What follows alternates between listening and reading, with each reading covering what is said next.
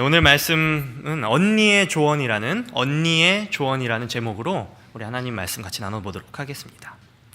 김미경 작가의 언니의 독설이라는 책에 대해서 이미 읽어보시거나 또 들어보신 분들이 계실 것입니다. 요즘에는 이 책뿐만이 아니라 기존에 이제 인터넷, 유튜브나 이런 동영상, 강의 동영상들을 넘어서 TV 프로그램, 교양 프로그램, 또 요새는 또 예능 프로그램까지 또 진출하셨다고 하더라고요. 이러한 나오셔가지고 자기의 삶과 또 자기가 쓴 책, 저서들에 대한 이야기들을 나누는 것을 제가 본 적이 있습니다. 이 40대를 넘어서 이제 50대를 바라보고 있는 이 언니가, 정말 이 큰 언니가 과연 20, 30대 여성들에게, 또한 요새 이제 그 책들을 읽는 이 독자들에게 어떠한 이 독설, 이 독을 품은 말을 할까, 또 이렇게 독을 품은 말들이 참 많을까라고 하고 이 책을 보고 또 이제 인터넷을 통해서 강의를 보니까 사실 이제 요즘 이제 독설이라는 표현이 이 본래 의미와는 좀 다르게 좀 순화된 감이 좀 없지 않아 있지만, 이 독설이라는 의미보다는 이제 우리 청년들에게, 특별히 20, 30대 여성들에게 조언 내지는 좀 강한 의미의 권고 정도가 맞지 않을까 생각됩니다. 이 독설이라는 표현이요. 많은 내용을 다루고 있지만은 제가 간단히 이제 말씀을 드리자면은 쉽게 사회생활을 포기하지 말라, 가령 임신이나 혹은 이러한 그 결혼 등 같은 걸로 이렇게 사회생활을 포기하지 마라, 또 결혼을 할 때 온전히 남자에게 의지하지 마라, 등의 이런 실질적인 20, 30대 여성들에게 이렇게 도움이 될 만한 코칭들을 이렇게 해준다는 것입니다. 그런데 이러한 것들을 이렇게 가볍게 이렇게 살펴보면은 공통점이 드러나는데요. 결국 이렇게 사회와 또 나 자신이 만들어오는 그 틀 가운데에서 자신을 가둬두지 말고 안주하지 말라는 그러한 내용인 것 같습니다. 이렇듯 이런 좋은 책과 또 강의를 통해서 많은 이들, 특별히 청년들이나 또 오늘날 우리 모든 여기 계신 모든 집사님들에게 이렇게 도전을 주고 또 도움되는 말씀을 주는 이들을 우리는 보통 멘토라고 부릅니다. 멘토라고 부르죠. 실상 그 작년 2012년에 여러 가지 트렌드가 있었죠. 제가 먼저 서두에 말씀드린 독설이라는 트렌드도 있었고, 또 힐링이라는 트렌드도 우리 다들 아실 겁니다. 하지만 이 멘토의 해라고 부를 정도로 이 대선과 맞물려서 또 많은 이러한 사회 이슈를 낳았던 것도 사실입니다.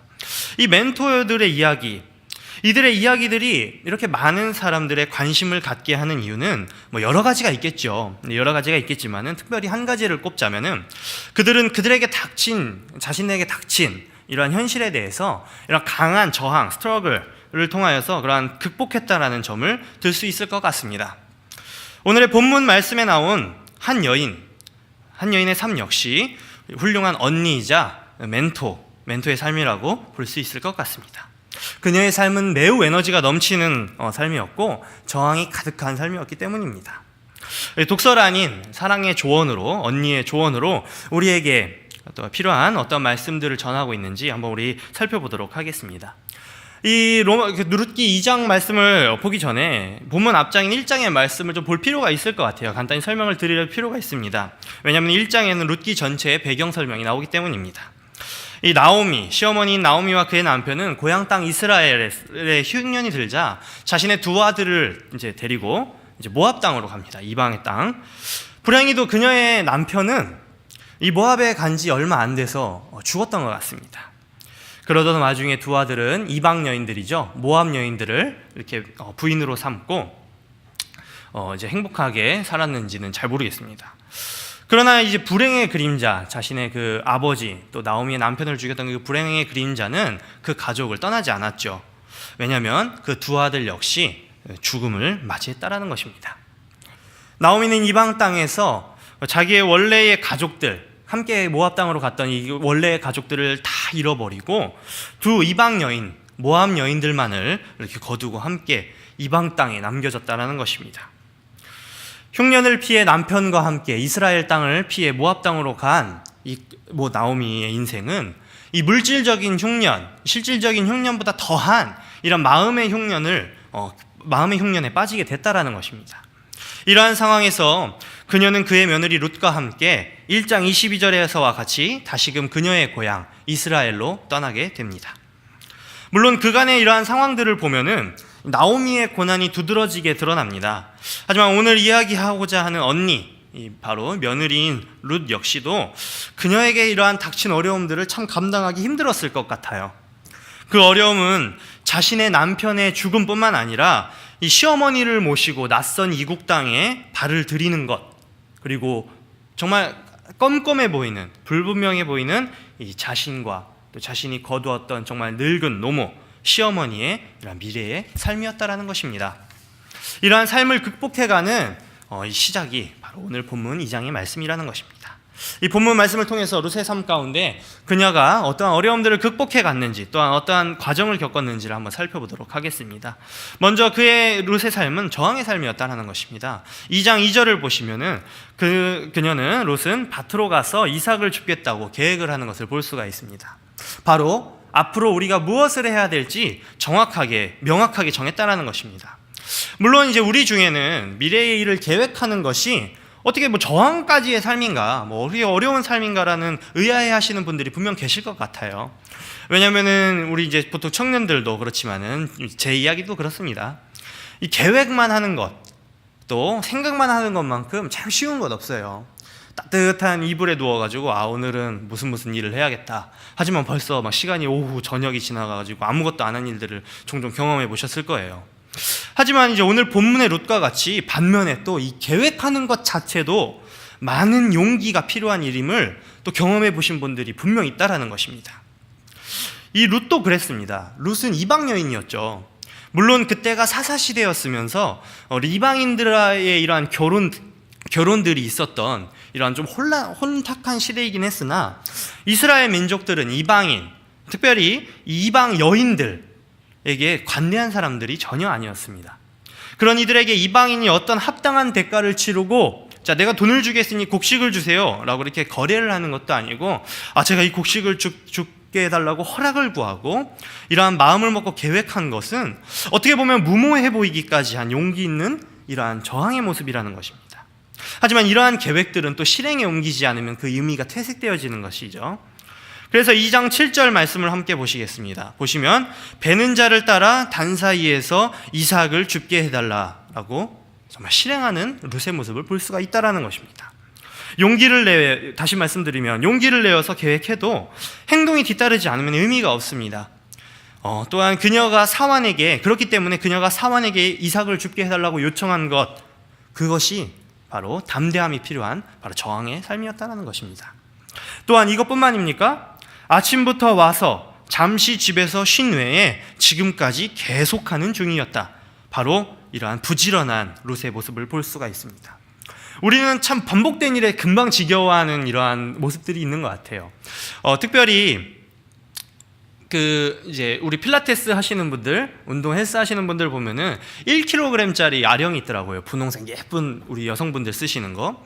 보통 이제 그런 것들로 이제 어느 정도 이제 라인을 잡는 것 같아요. 우리 홍 목사님께서 잘 아시겠지만은. 근데 이제 그것도 한 100번 정도 하면은 팔이 아프고 힘들더라고요. 근데 15kg, 우리 홍 목사님 정말 튼튼하시거든요. 건강하시니까 15kg짜리 아령도 들고 그러시는데 이러한 것들을 반복적으로 든다는 것이 얼마나 힘들겠습니까? 특별히 육체적으로나 또 정신적으로 힘든 일이라면 이러한 반복되어지는 일들이 정말 힘들 거예요. 더욱더 커진다는 것입니다. 그 힘듦이. 공부를 하는 우리 저기 계신 우리 학생들에게는 끊임없이 오늘도 날마다 풀어야 하는 모의고사 문제집, 또 날마다 풀어야 되는 수학 문제, 영어 독해 문제가 바로 그것일 테고요.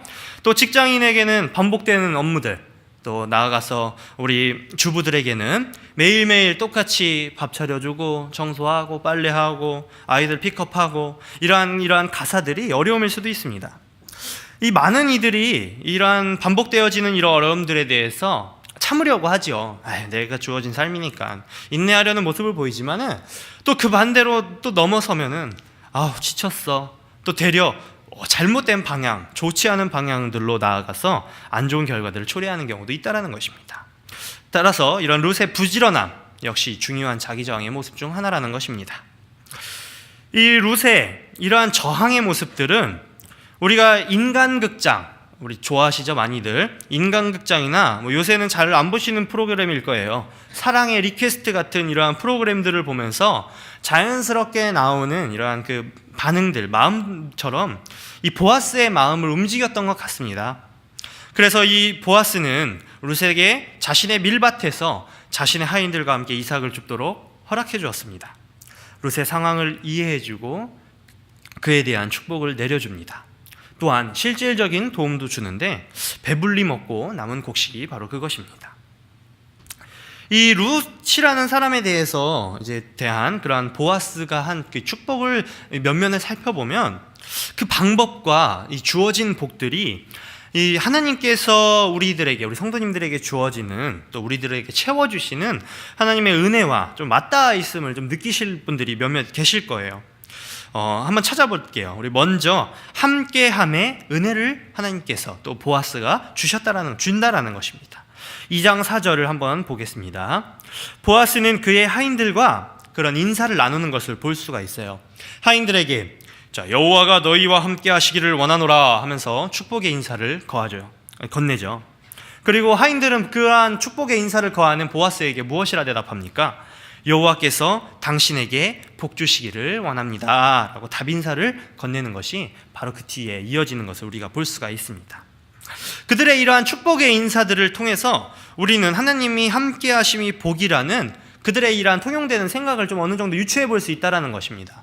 뿐만이 아닙니다. 제가 오늘 아침에도 우리가 기도했던 것처럼 정말 우리가 함께하여 동행하여서 그 많은 그 복을 얻었던 우리 요셉과 또 다윗처럼 우리는 하나님과 함께함이 얼마나 큰 은혜고 얼마나 큰 복인지 정말 우리는 알 수가 있습니다.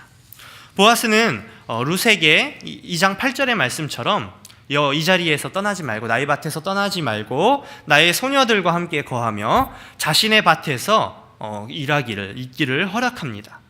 자신의 종들과 함께함, 어딘가 많이 익숙해 보이죠. 그리고 자신의 밭에서 있기를 원하는 보아스의 이러한 모습들이 바로 자신의 자녀들과 함께 거하기를 원하며 예수님의 몸된 교회에서 함께 아름다운 공동체를 이루어 나가기를 원하시는 우리 아버지 하나님의 모습과 닮아 있음을 우리가 볼 수가 있다는 것입니다. 또한 그것이 복이라고 말하는 것입니다. 제게는 이 속된 말로 땡땡 친구라고 있습니다. 좀 아실 분들 계신가요? 땡땡 친구. 그런 땡땡 친구라고 부르죠. 이 5명의 중마고들이 있습니다. 참 5명밖에 없는 게 슬프네요. 제가 이걸 쓰면서 참 인간관계가 좁다라는 걸 느꼈습니다. 이제 그중 한 친구는 저와 14년 내지는 15년 정도 된 오래된 친구인데 유명한 CM송 가사처럼 정말 말하지 않아도 알 정도로 서로에 대해서 잘 이해하고 또 사랑해주는 친구입니다. 그런데 한 번은 제가 이제 너무나도 괴로운 상황, 어제 우리 노전도사님 설교처럼 첫사랑과의 헤어짐보다야 덜하겠지만은 정말 이 괴로운 상황에 놓여 있을 때 그 매일같이 막 정말 그 땡땡 친구라고도 부르고 중마고라고 부르는 이 연락하던 친구들과 연락도 끊게 되고 그 남자들은 자신의 굴에서 또 이렇게 자신의 아픔을 토로한다고 하지 않습니까? 자신의 굴에 이제 숨어 있었던 적이 있었어요. 이 연락 오는 이들 막 무슨 일 있었냐, 집에서도 연락 오고 성이라도 무슨 일이냐, 너 왜 연락이 안 되냐 이러면서 연락도 받지 않은 채 굴에 숨어 있다가 하나님께 한숨만 쉬고 있다가 새벽 2시쯤이었나 이 친구한테서 전화가 왔어요. 제가 이제 하나님께서 또 어떠한 또 은혜를 주시려고 그러시나 해서 받았어요. 원래 계속 안 받다가.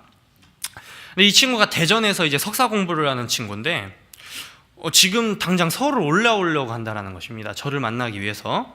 이 친구가 차가 있는 친구는 아니에요. 차가 없는 친구이기 때문에 이제 새벽 2시면은 무슨 차가 있겠습니까? 그래서 택시를 타려고 이제 옷을 입고 나가려고 하는데 너의 소재가 궁금해서 전화를 한 것입니다. 그래서 제가 참 그런 마음들이 참 고맙고 참 제가 이제 곤고한 상황에 있었지만 참 위로가 됐었던 것 같아요. 그래서 잘 이렇게 물론 이제 하나님께서 주시는 힘으로 이제 이겨내긴 했지만은 정말 하나님께서 그러한 이제 제 친구들을 통하여서 또한 이게 필요한 것들을 또 채우셨던 것을 제가 느낄 수가 있었어요.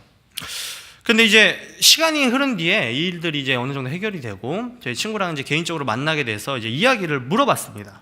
야, 넌 무슨 생각으로 대체 그 새벽 2시에 할증 붙죠. 그리고 또 그 지역을 외 밖으로 나가면은 또 돈이 더 비싸진다고 하더라고요. 지역 외 지역에 가는 택시를 타고 서울로 오겠다고 한 거냐? 그러자 이제 그 친구가 자기의 경험을 이야기를 해주더라고요. 자기의 경험에서 일이 어려울 때 실질적인 이러한 도움도 좋지만은 같이 함께 그냥 앉아서 이야기를 해주고 또 있어주는 것만으로도 자기가 큰 도움이 되었다고 하더라고요.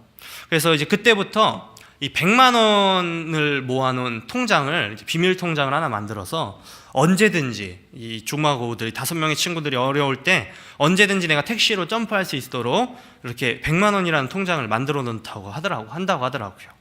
그래서 제가 이제 야, 그러면 나 해외에 있을 수도 있는데 해외에서는 100만 원으로 힘들지 않냐? 힘들면 어떡하냐? 그래서 그러면서 이제 돈 좀 더 벌어놓으라고 이제 농담을 했던 것이 생각이 납니다. 이런 친구가 비단 이제 저만 있지 않을 거예요. 제 친구보다 사회적으로 또 재정적으로 뭐 100만 원, 1000만 원 혹은 그보다 더 많은 돈을 가지고 있는 여유가 돼서 언제든 우리 성도님들이 필요할 때, 또 언제든 우리 성도님들이 원할 때 어디든 찾아와서 하소연을 들어주고 또 위로해주고 위로를 받을 수 있는 친구들이 계실 겁니다. 그러나 무엇보다도 우리가 그분의 이름을 부르짖으며 언제든 어디든 또한 어떤 상황에서든 우리에게 찾아오셔서 이 친구들 가만히 있는 것보다 더 큰 위로와 평안을 주시는 분이 우리 계시지 않습니까? 바로 우리 하나님 말입니다. 이 하나님과 함께함이 너무나도 큰 은혜, 복입니다. 두 번째로 나의 상황을 알고 이해하고 계심이 은혜라는 것입니다. 보아스는 2장 11절을 통해서 룻과 그의 시어머니 나오미의 상황에 대해서 알고 있다고 말을 하고 있습니다. 그래서 룻에게 여호와께서 보아스 그 자신을 통해서 룻의 행한 일, 그 나오미와 그 가족에게 행한 일을 보답을 하면서 온전한 상을 주시기로 했다면서 12절 말씀 한번 보십시오. 눈으로 전하고 있습니다. 이 실질적인 도움을 채워주는 것만으로도 또 가까이 같이 있어주는 것만이 그 위로와 평안을 끼치고 복이 아닙니다. 하나님께서 우리의 삶 가운데 계시고 우리의 삶을 조명하시고 또한 우리의 삶을 멀리서 이렇게 제가 영유아부 아이들한테 이렇게 가르칠 때 이렇게 멀리서 이렇게 망원경 같은 것을 보고 이렇게 우리 친구들을 보고 계신다고 제가 이렇게 이제 표현을 하고 나는데, 우리들을 이렇게 지켜보시는 것, 우리에 대해서 아시는 것, 이해해 주시는 것이 우리가 참 그 가운데 위로와 평안을 얻는다라는 것입니다. 이것이 우리 하나님의 은혜임을 우리는 다시 한번 깨닫습니다. 이 우리가 이러한 어떠한 그 어려운 일들 가운데, 이런 무력함 가운데 찾아오셔서 내가 너를 안다. 그래, 성일아 내가 너를 안다. 그래, 철수야 내가 너를 안다. 이러면서 찾아오시는 하나님의 위로와 그런 평안이 우리 성도님들에게 가득히 넘치기를 소망합니다. 자, 마지막으로 하나님의 은혜는 실질적인 도움으로도 나타난다는 것입니다. 14절의 말씀을 보면서 떡을 초에 찍어 먹으며 볶은 곡식을 배불리 먹으며 시어머니 나오미까지 먹일 양식을 보아스는 제공을 하고 있습니다. 룻에게. 이 하나님의 은혜는 단지 우리의 내적 필요만을 채우는 것에 그치지 않는다라는 것입니다.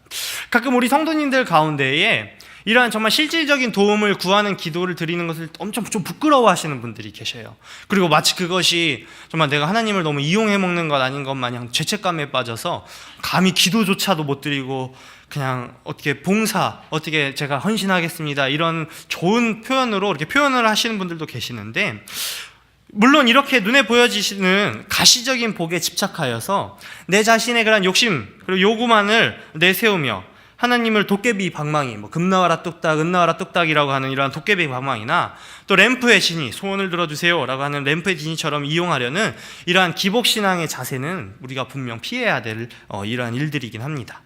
그러나 이스라엘 백성들을 만나와 메추라기로 먹이신 것처럼, 또는 까마귀를 통해서 엘리야에게 떡과 고기를 먹이신 것처럼 하나님께서는 일용할 양식을 허락하시는 모습을 우리 분명히 볼 수가 있습니다. 성경을 통해서 하나님께서는 우리의 실질적인 필요를 아시고 또 채우시는 분임을 우리는 분명히 깨달아야 한다는 것입니다. 이러한 그 반복되어지는 일들을 보면은 저항과 은혜, 우리가 이렇게 스트러글 하면서 살아가는 이렇게 저항을 하는 모습이 하나님께서 우리에게 은혜를 주시는 그런 방편이구나라고 우리가 생각을 할 수도 있을 것입니다. 이 저항의 삶을 사는 룻에게 임한 보아스의 은혜를 보면서 우리의 저항의 삶이 곧 복, 은혜를 얻는 방법인가 생각하게 된다는 것입니다. 물론 서두에 언급했던 이 세상에 많은 멘토들이 있잖아요. 멘토들은 그러한 삶의 방법을 통해서 흔히들 말하는 사회적 성공을 얻는 경우도 있습니다.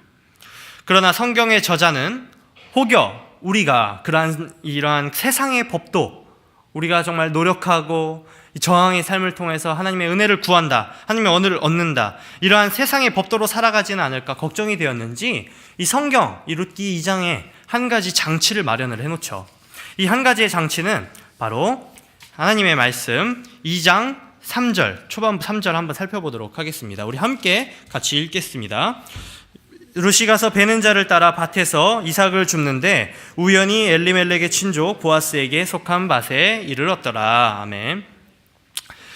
룻이 어떤 밭에 가서 내가 저 밭에 아주 좋아 보이는 밭에 이제 가서 이제 이삭을 줍기를 원한다, 또 계획을 하자, 그리고 실행을 했는데 그것이 우연히 자신의 그 모압 땅에서 죽은 시아버지 엘리멜렉의 친족 보아스의 밭이었다라는 것입니다. 룻이 보아스에게 은혜를 입고 또한 3장, 앞으로 이제 뒤에 나오는 3장 그리고 4장을 통해서 보아스가 그 가족의 기업 물을 자, 그 가족의 그 가정 기업의 회복을 시키는 자가 되는 시작이 바로 무엇입니까? 우연이라는 단어입니다. 우연이라는 것입니다.